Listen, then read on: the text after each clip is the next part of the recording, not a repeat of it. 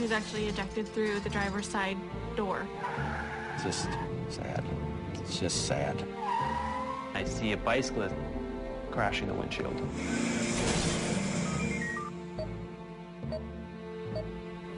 Yeah, I drive. Here at WPIX.flv, we are urging you, please don't hit send. It's our campaign to spotlight the dangers of texting and driving, and our guest knows this all too well. The devastating effects of reckless driving.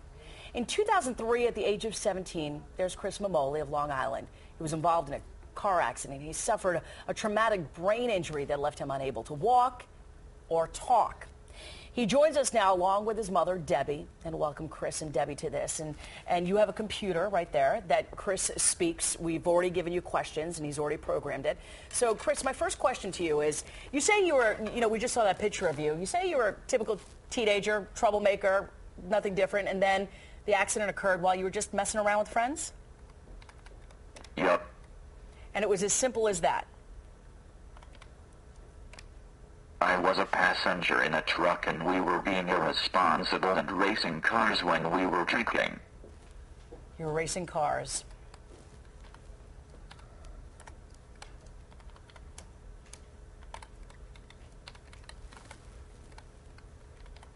Yeah, I was still in my truck. Wow.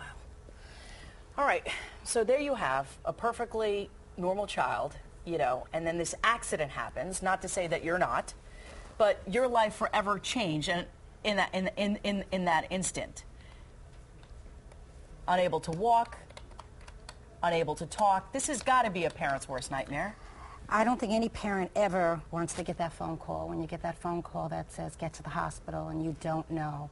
And unfortunately, we lost Chris's dad 2 years prior to the car accident. Right. And Chris has an older brother, John, and thank God, very good family and support, because he was in the hospital over a year, and they told us he would not do anything. Well, when you saw this campaign, what went through your mind? Especially because it hit so hard, because it was just an instant that changed his life and your life and the trajectory of the family forever. Oh, yeah, without a doubt. And unfortunately, teenagers or even adults, they don't realize that it takes 1 second to just change their life completely. We're very fortunate. Chris is doing very well. Yeah, he's doing so well. It's remarkable.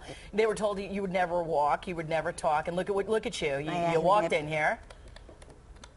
Yeah. And he's very good at that, by the way. Oh, thank God. God bless it. That is a way of communication. It is. It's wonderful. It's amazing, right? Wonderful. It's like having him right there. Yeah, it's absolutely wonderful. We're very fortunate. Yeah. But there's many people who are not. Who are not fortunate, and that's what happens. I'm driving, walking, going to grad school. Wow. You're graduating from Pace University, master's right in computer science. Yep. What would you like to say to all of the kids who are, and I'll ask your mom and you can type, who are texting and driving, who say that they can do this, that they can multitask, who say that, you know what, this is the way we communicate. What do you say to them while your son thinks so? Oh, no, you know what? They don't think that anything can happen. It's a split second. It doesn't just change their life. It changes their family's life. It changes their siblings' life. It is, it within a second. And they weren't even texting. His was a little different, but it doesn't matter. That second of looking away from the road. They were behind a car, a exactly. moving vehicle. Exactly. And that is the point of this story. You're behind a moving vehicle, and anything can change in that instant. You need to pay attention to driving. Absolutely. Nothing else. Absolutely. Chris? It's not a toy. Yeah, it is not a toy. Yeah. Definitely. And do you think there needs to be the federal government getting involved in actually changing laws, even though New York does have stiffer penalties that Governor Cuomo has put into effect?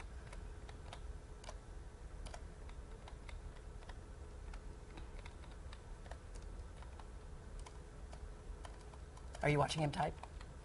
Yeah. I'm waiting for his answers. It's a habit. It's a habit. Just kind of read it. But I got to imagine as a mom, you must be so relieved that things are positive. Oh, thank God. Thank God. That's why we get out there, and Chris will explain what he actually goes out and does. Okay. Are you done, Chris? That's okay. Just say how you felt about the making of the law. Well, he has said that he does believe that a federal law should be in effect, and that should be the voice to send it. I think it should be same consequences as drinking and driving. Same consequences as drinking and driving. I agree. I agree. It is the same thing. Well, thank you so much for being here, and thank you so much for being such a positive force and getting the message across. And we just want to tell you what actually Chris goes out and does. He goes and he talks to all the schools and universities and gets out there as much as possible to let them know and see what he went through, and that, you know, to let them know we do a safe driving presentation. We get out there with and just get the message out there to let them know that, you know what, life changes very quickly. Life changes does, and you'll be back in the next We half hour put as together well. a safe driving presentation, and I go around to as many schools as possible to show them that brain damage lasts forever and how hard it is to recover, and to get them to not text and drive, drink and drive. Very powerful, very sobering message, and you're definitely a voice to be reckoned with. Thank you. Thank you. Tune in at 8:40. Chris will be back along with a college friend. Find out what they're doing after hearing Chris's story. We're going to continue this conversation. It is 8:28. We will be back in a moment.